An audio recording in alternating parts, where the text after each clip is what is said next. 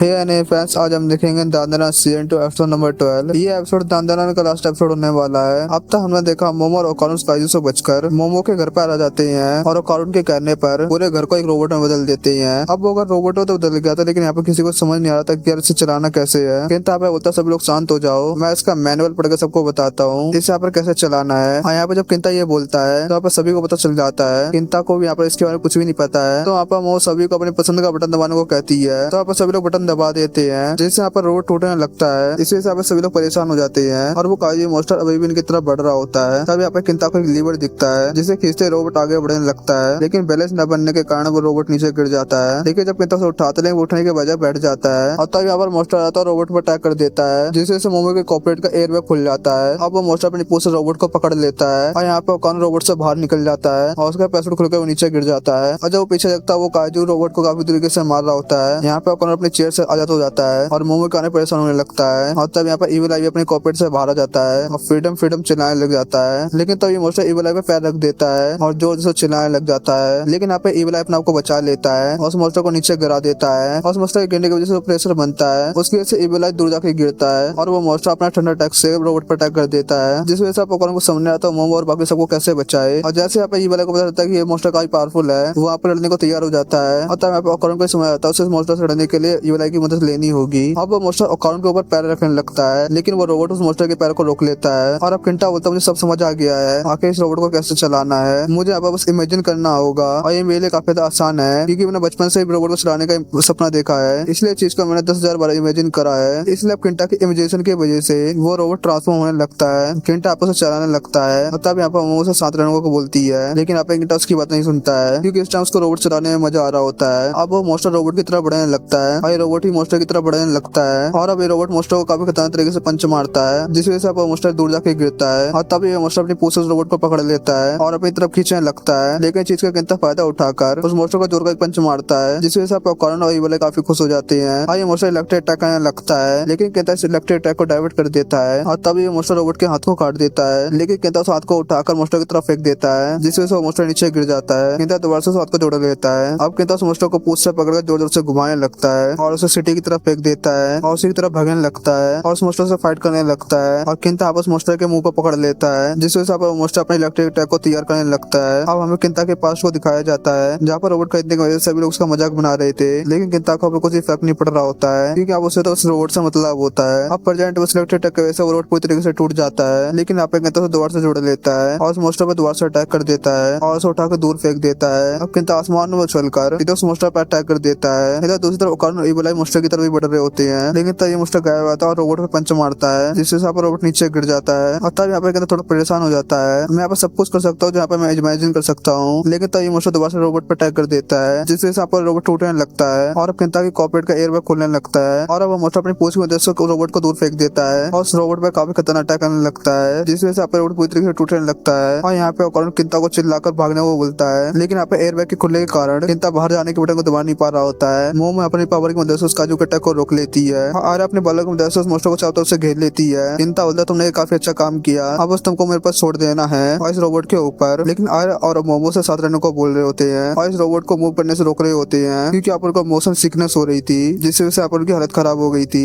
मोमो अब अपनी पावर की मदद से रोबोट को जोड़ देती है और उस मोस्टर को उठाकर ऊपर फेंक देती है। और इधर दूसरी तरफ ओकारुन और इविल दूर भाग रहे होते हैं और अब मोमो अपनी पावर की मदद से उस मोस्टर को काफी खतरनाक तरीके से नीचे पटक देती है, जिससे मोस्टर हार जाता है और नॉर्मल हो जाता है। लेकिन अचानक वो बीच सिटी में रियल वर्ल्ड में आ जाती है, जिसमें रोबोट को देखकर सारे लोग हैरान हो जाते हैं। और यहाँ पर मोमो को समझ नहीं आता है कि यहाँ पे क्या करें। तब यहाँ पे किंटा मोमो को इमेजिनेशन करने को बोलता है और यहाँ पर मोमो अजीब सी चीज इमेजिनेशन करती है और यूएफओ बनाकर घर पे वापस आ जाती है। और यहाँ पे घर वापस आने का आर्य और मोमो की हालत खराब हो गई होती है। यहाँ पे किंता खुश हो रहा होता है कि आखिर उसे एक रोबोट चलाने का मौका मिल गया, लेकिन यहाँ पे वो लोग ओकारुन और इविल आई को तो सिटी में छोड़ाए होते हैं और यहाँ पे सब लोग इतने बड़े रोबोट को देखकर हैरान हो रहे होते हैं और उसकी फोटो खींच रहे होते हैं। लेकिन यहाँ पे ओकारुन इविल आई को ढूंढने लगता है, लेकिन यहाँ पे इविल आई दूसरी तरफ कहीं पे चढ़ रहा होता है, जिस वजह से ओकारुन से नीचे आने को बोल रहा होता है। यहाँ पे इविल आई बोलता तुम चुप हो जाओ, तुम मुझे कब से ऑर्डर देने लग गए, और वो नीचे आने को तैयार नहीं हो रहा होता है। और जिस वजह से ओकारुन कुछ गर्म खाने को ले आता है और जैसे यहाँ पे इविल से खाता वो नॉर्मल हो जाता है। अब यहाँ पे ओकारुन जीजी से बोलता है उस मोस्टर को आप अपने घर ले चलते हैं, जिस वजह से यहाँ पर ओकारुन और जीजी उसे उठाकर अपने घर ले जाने लगते हैं, जिस वजह से बहुत सारे लोग उनके पीछे पड़ जाती हैं। लेकिन यहाँ पर वो लोग किसी की बात नहीं सुनते हैं और किसी न किसी तरीके से वो मोमो के घर पहुंच जाते हैं। और तब यहाँ पे किंता आता है और बोलता तुम लोग यहाँ पर आ गए, तुम लोग तो यहाँ पर बिल्कुल बेकार हो। और तब यहाँ पे और उसकी तारीफ करने लगता है। आखिर तुमने तेरे बड़े रोबोट को कंट्रोल कर ही लिया। केंता एटीट्यूड दिखाते हुए बोलता है ये तो मेरा बाएं हाथ का खेल था, और क्या तुम मोमो और ओकानो पूरे प्लेनेट की रक्षा कर रहे हो? लेकिन यहाँ पर ओकानो बोलता है नहीं, यहाँ पर बस हम गोल्डन बॉल को ढूंढ रहे हैं जिसके पीछे पे गोस्ट और मोस्टर पड़ा हुआ है। केंता बोलता है इसका मतलब यहाँ पे ये है उस बॉल को ऐसे पूरा प्लेनेट टिका हुआ है। ओकानो बोलता है नहीं, वो तो इंपॉर्टेंट चीज नहीं है। केंता बोलता है तुम ऐसा करने वाले तो मैं तुम्हारी मदद जरूर करूंगा,